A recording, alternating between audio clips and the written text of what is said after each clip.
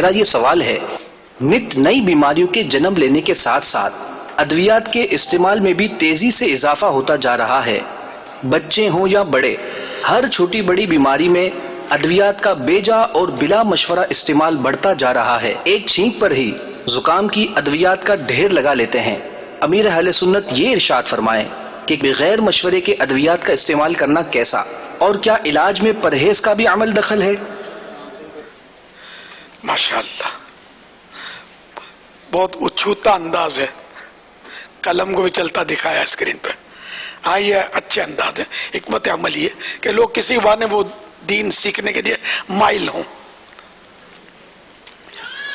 یہ ادویات، یہ تا جو ہے نا، یہ بھی زائد الف کے بجائے ہا ہونی چاہیے۔ دوا کی جمع ہے ادویہ، جو میری جو سمجھ میں آ رہا ہے تو ادویہ،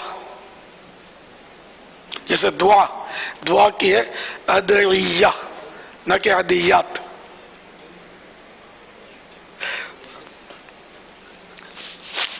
تو دعا، دوا یہ دونوں عربی الفاظ ہیں، لیکن اردو میں بلکہ بہت ساری زبانوں میں یہ استعمال ہوتے ہیں۔ تو ماشاءاللہ بہت اچھا انداز اور سوال بھی عمدہ۔ تو دوا صرف طبیب کے مشورے سے کی جائے، اور غیر طبیب جو ڈاکٹر نہیں ہے، طبیب نہیں ہے، اس کا کسی کے علاج میں ہاتھ ڈالنا یہ حرام ہے۔ یہاں بات بات پہ بولتے ہیں یہ لے لو، وہ دوا لے لو، یہ کھا لو، وہ پی لو، یوں کر لو، یوں کر لو، دوائیں اپنی طرف سے وہ بتاتے رہتے ہیں۔ تو یہ سمجھتے ہیں کہ شاید میں خدمت کر رہا ہوں، یہ گناہ کر رہے ہیں۔ یعنی اگر آپ ڈاکٹر نہیں ہیں یا حکیم ہے تو حکمت کی دوائیں حکیم بتا سکتا ہے۔ حکیم بھی وہ کہ جو کسی ماہر حکیم کے ماتحت رہ کر اس نے وہ علاج کرنا سیکھا ہو، اور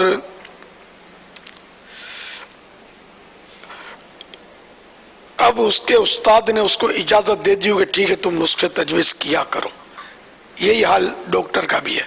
ڈاکٹر کو سند سے اجازت نہیں مل جاتی کہ وہ کلینک کھول لے، اس کو بھی ہاؤس جاب اس کو کہتے ہیں، اس کو ہاؤس جاب کرنا پڑتا ہے۔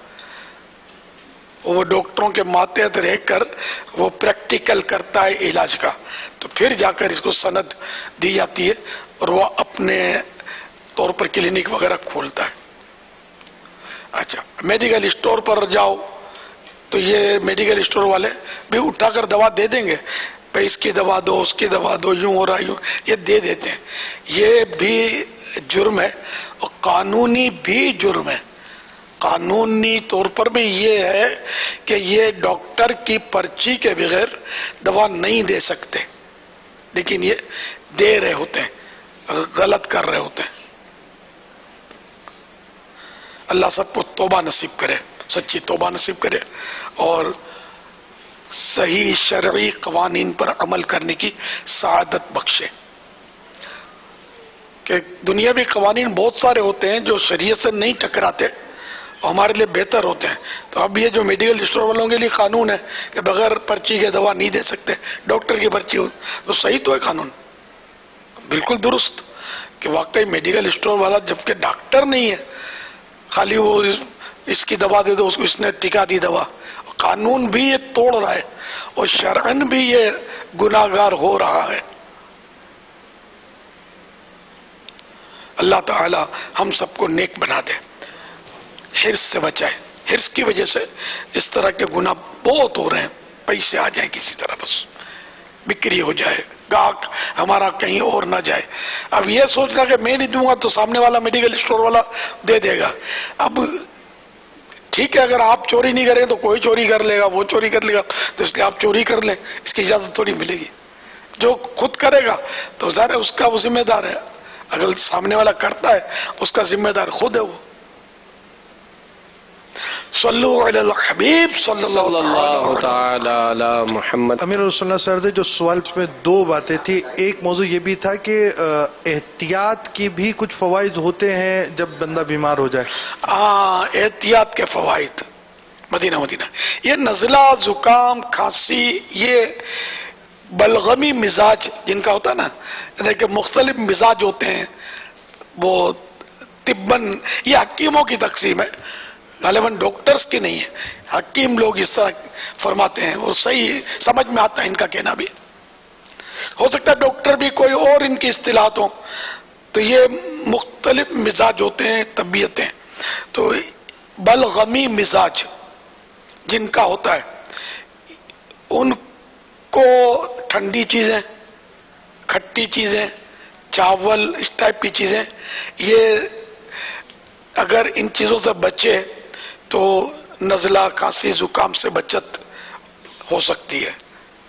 جن کو بار بار نزلہ ہوتا ہے نا، ان کو اگر کہہ دو نا کہ یار تم چاول نہیں کھاؤ، روٹی کھا لیا کرو، وہ چاول کھا دی، وہ چھوڑنے کے لیے تیار نہیں ہو، وہ چھینکتا رہے گا، کھانستا رہے گا، ٹاؤں ٹاؤں کرتا رہے گا، چاول نہیں چھوڑے گا.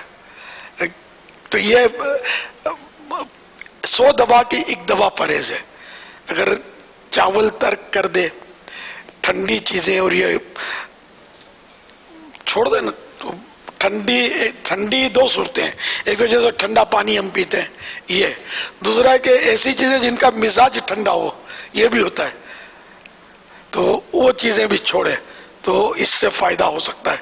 بہرحال طبیب کے مشورے سے ترکیب بنائے. تو 100 دوا کی ایک دوا پرہیز ہے.